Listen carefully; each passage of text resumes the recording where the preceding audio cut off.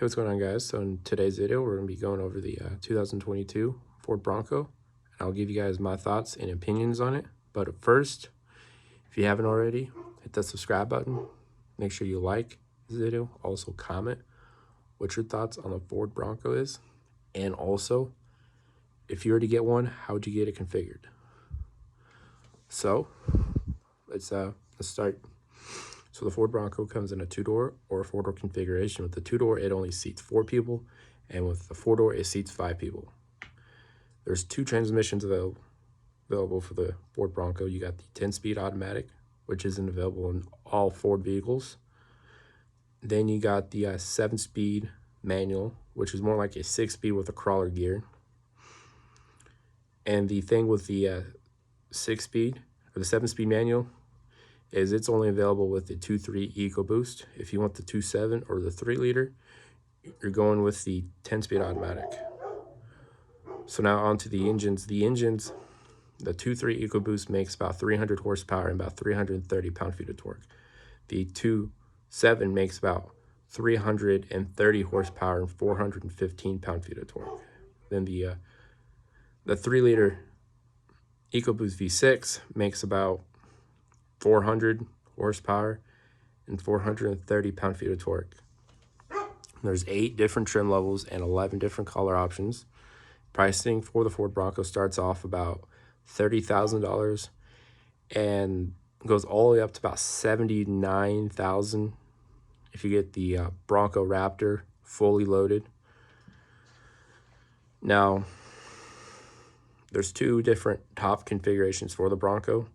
So you got a soft top, and then you get the molded and colored hard top, which is the most popular and which is what I would go with when I do get my Bronco. But now my thoughts on the Bronco. I think Ford did a very good job on the Bronco. I love the way it looks. It dates back to the first-gen Bronco, because I hear a lot of people saying, oh, it's just like a rebadged Jeep. It's actually not a rebadged Jeep, because the Bronco can do things the Jeep can't do. For example, the stabilizer bar, which is available on the Badlands trim and the first edition trims only. With the Jeep, you have to be in park and in neutral, and you have to be on flat ground to disconnect the sway bar. But with Ford, I believe you can disconnect it while driving, and you can disconnect it while you're under load. So if you're like going over some rocks and you get caught up, all you gotta do is just disconnect your sway bar. And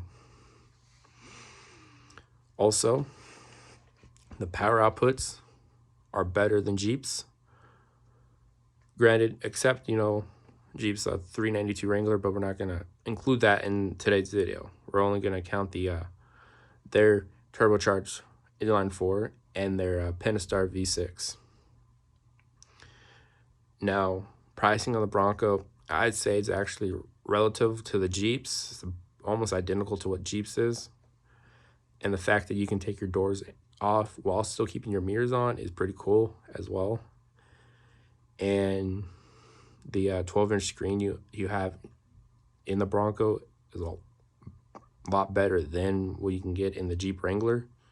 I believe you can only get the 8.4-inch screen in the Wranglers. Now, I'm not sure if they'll add a 10-inch next year, but we'll see on that. Now, the color options, I love the color options Ford has for the Bronco, with only one thing I don't like is for the 2022 model year, they took away the antimatter blue, which was available last year, and that was the color I was going to have my Bronco in. Now, I've swapped it over to eruption green. Now, if you guys are wondering what I'd get my Bronco in, it would be a 4-door Badlands Sasquatch with the 10-speed and the 2.7 EcoBoost and the hardtop. And I get it in eruption green. And I would get the heavy-duty modular front bumper as well. And I would get the Lux package. So that comes with the heated seats and the heated steering wheel and the 12-inch screen with the B&O sound system. Now, the trim levels, if you guys are curious about the trim levels, you got the base, you got the base trim level, you got You got Big Ben, you got Black Diamond, you got Outer Banks, you got Badlands, you got Wild Track, and you got Everglades, and you got the Bronco Raptor.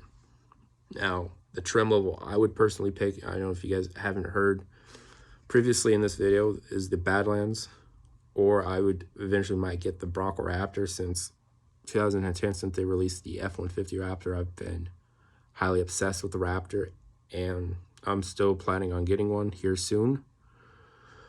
But anyways, guys, let me know in the comments what you think of the Ford Bronco, and how would you get it if you were to get it configured.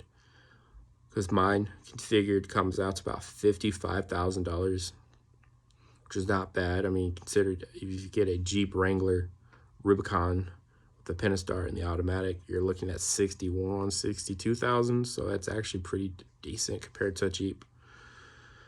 But anyways, guys, let me know in the comments below what your thoughts on the Ford Bronco is, and how would you get yours configured. And also stay tuned, because I will be trying to film a Ford Bronco.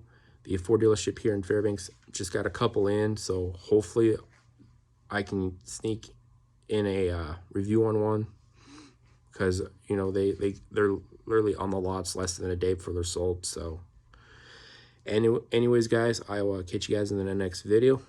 Peace.